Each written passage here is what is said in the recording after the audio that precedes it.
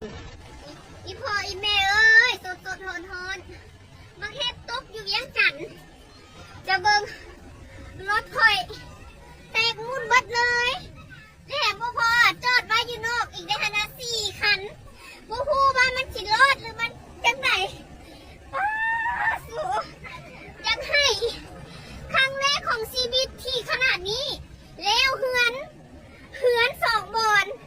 แล้วเฮือนจะเป็นแนวไหนยังบ่ทันฮอดเฮือนเถื่ออันนี้ยังฮอดแต่กลางทางป้าพี่น้องเอ้ยจะเบิ่งรถข่อยต้องมาเฮ็ดป้ารถข่อยอีพ่ออีแม่รถข่อย4 คันเอาไว้อยู่นอกหน้าเฮือนข่อยป้าเฮือนน่ะก็เฮ็ดแล้วจิขึ้นอาทิตย์หน้าปวดเบิดเลยบนเหลือ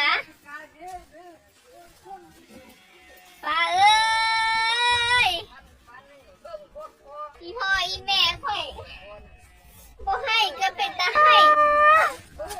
เฮือนน่ะก็เฮ็ดแล้วจิขึ้นอาทิตย์หน้าปวดเบิดเลยบนเหลือ